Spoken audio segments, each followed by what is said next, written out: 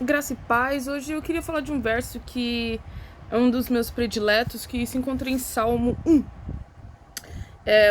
Na verdade, o capítulo inteiro é uma benção, é uma introdução ao saltério que já dita o tom entre dois caminhos, o caminho de quem segue o Senhor e o caminho de quem não segue. E diz assim: bem-aventurado o homem que não anda no conselho dos ímpios, não se detém no caminho dos pecadores, nem se assenta na roda dos escarnecedores, antes o seu prazer está na lei do Senhor. E na sua lei medite dia e noite. Ele é como uma árvore plantada junto às correntes de águas, que no devido tempo dá o seu fruto, e cuja folhagem não murcha. E tudo quanto fizer será bem sucedido. Os ímpios não são assim. São, porém, como uma palha que o vento dispersa, por isso os perversos não prevalecerão no juízo, nem os pecadores na congregação dos justos. Pois o Senhor conhece o caminho dos justos, mas o caminho dos ímpios perecerá. Esse verso é um dos lemas da minha vida, no sentido de dois caminhos. Eu cresci num lar não tão um tanto dysfunctional, como a gente fala em inglês, um tanto disfuncional. E isso ficou muito claro para mim desde cedo, que existem dois tipos de caminhos: os que você leva Jesus a sério ou quando você brinca. E isso eu tenho hoje refletido. Hoje de manhã eu estava chorando na presença do Senhor, agradecida pelas coisas e as bênçãos na minha vida, por ver esse versículo sendo realizado. E isso me fez meditar tanto na caminhada que eu tenho com uma vida cristã, nos dois tipos de caminho, nos dois tipos de pessoas que eu encontro. Por um lado, eu encontro as pessoas que seguem o caminho do Senhor, que meditam na sua lei. Note que isso aqui, dia e noite, é de que essa pessoa tem gravado a palavra do Senhor no seu coração, não apenas versos chaves, não apenas versos de promessas, como muitas vezes eu encontro no meu caminho. Pessoas que gostam do Senhor, que amam o Senhor, que frequentam a igreja, mas a palavra do Senhor não é aquilo que ele medita dia e noite. A filosofia do mundo é o que ele medita dia e noite. As coisas que acontecem na rua são o que, ou nas notícias, ou o padrão desse mundo caído é o que dita a sua condução. E aqui ele fala, não, que a pessoa que medita na lei do Senhor, ele é plantada, ele dá fruto. Ela não murcha, ela dura para sempre. E isso me fez refletir daquilo que o Senhor tem abençoado a minha vida. Não só em questão financeira, que às vezes a gente pensa que a bênção do Senhor é questão financeira. A bênção do Senhor vai além disso. Ela vai numa vida de paz, de sossego, daquela coisa em que você acorda e você sabe que o Senhor está com você. Mas o que eu quis hoje meditar muito é no caminho dos perversos. Quando nós pensamos aqui nos perversos, a gente pensa naquele ateu, nós pensamos naqueles que não seguem ao Senhor. Mas se a gente olha aqui, esse texto, ele é um contraste entre dois tipos de pessoas. Ele não está falando que o outro é necessariamente uma pessoa que odeia o Senhor. Ele não está dizendo necessariamente que o perverso é aquela pessoa que esqueceu ou que nunca quis o Senhor. Ele está fazendo um contraste entre o excelente e o medíocre, entre aquele que se planta aos ribeiros da água e aquele que não faz isso, aquele que senta na roda dos escarnecedores, aquele que dá fruto e aquele que não dá fruto, aquele que medita dia e noite na palavra do Senhor e aquele que não faz isso. E isso para mim é muito importante, porque quando eu sigo a minha caminhada cristã, eu me deparo com pessoas que muitas vezes elas vivem como os ímpios.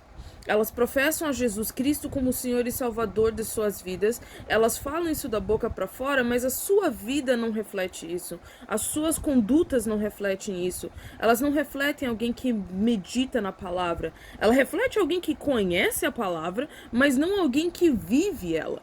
Conhecer a palavra, gente, não é conhecer apenas de falar assim, eu sei o que a palavra está dizendo, eu sei que isso é importante, mas para mim Jesus abriu uma exceção. E eu ouço isso diariamente. O Senhor não abriu exceção, o Senhor não fez um ladinho para você, o Senhor não isentou você de obedecer a palavra dele. E se você não obedece, pode ter certeza, o caminho do ímpio perecerá. E isso eu tenho, como eu falo, visto ao longo minha caminhada cristã, da caminho daqueles que começam bem na fé e de repente elas resolvem dar uma desviada. E quando eu digo desviada, às vezes desviada é pequena, a desviada é inocente. Eu acho, por exemplo, ou eu digo, por exemplo, algumas vezes quando eu acho que eu posso manter um relacionamento que eu sei que Deus não está aprovando. Ah, mas Deus conhece o meu coração, mas Deus sabe que eu amo essa pessoa. Ou quando eu vejo na minha caminhada cristã pessoas que começam a usar de certas drogas, bebidas, vão pra balada, fazem coisas falando assim, isso daqui não me define como cristã. Define sim. Define sim. O caminho do Senhor é o caminho que dá fruto. O caminho que você está escolhendo, querido, querida, não vai dar fruto. Ele vai perecer. Então esse salmo, quando eu olho ele, quando eu penso na minha vida e eu vejo aqueles que por algum motivo ele decide sentar na roda dos escarnecedores. Quando eu penso nos escarnecedores, não estou pensando em pessoas que debocham do evangelho, não. Mas aqueles que debocham da cruz, como diz lá em Hebreus, fazendo Jesus morrer 2 vezes, porque elas rejeitam os preceitos de Cristo. Aquilo que está na palavra do Senhor não é discutível, não está aberto para votação, ela está aberta para obediência. E quando eu olho isso daqui, quando eu vejo esse texto, eu vejo 2 caminhos. E aqui diz que os pecadores não vão prevalecer na congregação dos justos. Volta e meia você vê essas pessoas não indo para a igreja. Volta e meia você vê elas não participando na igreja. Ou quando elas vão é só para sentar. Gente, o caminho do Senhor é um. Não dá para brincar de, como a gente fala, de crente Raimundo. E desde que eu sou nova e desde que eu me converti, eu sempre ouvi que eu era muito radical, de que as coisas não são tão preto e branco. Sim, elas são preto e branco. Jesus morreu na cruz pelo teu pecado. Aquilo não foi cinza, aquilo não foi um pouco claro, foi muito claro. Se Deus matou e castigou o próprio filho que não tinha pecado, o que vai acontecer com você, meu querido? O que vai acontecer com você que tá vivendo a vida de pecado? O que vai acontecer com você que tá achando que pode escolher aquilo que você quer obedecer à palavra ou não?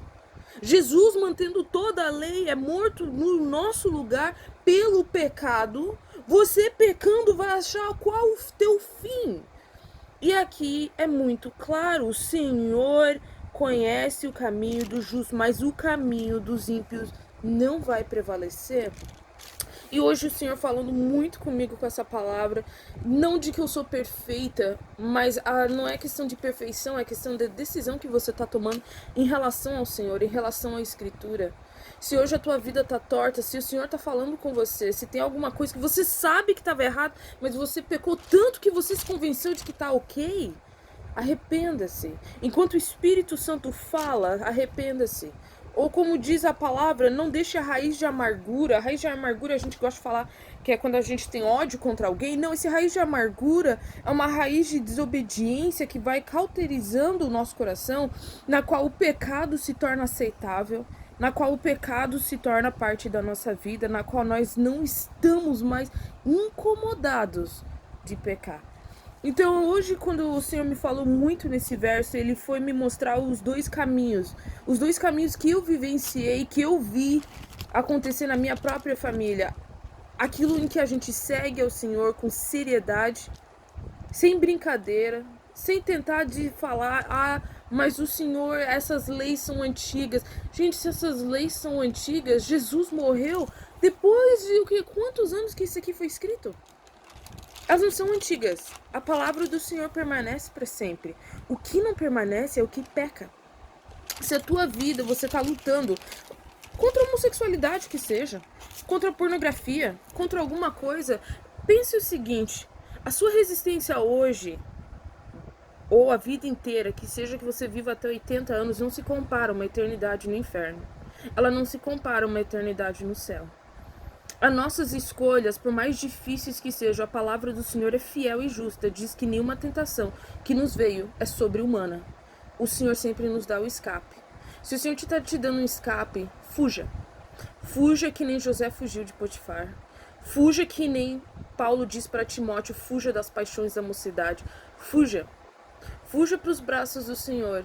Não pense que a tolerância dele é porque ele vai ficar o tempo inteiro achando que ou você achando que o teu pecado é inconsequente, de que você vivendo essa vida inconsequente, no caminho dos escarnecedores, no caminho daqueles que não meditam na palavra, que não obedecem à palavra, que não obedecem ao Senhor, vai te dar em alguma coisa. Não vai te dar em nada.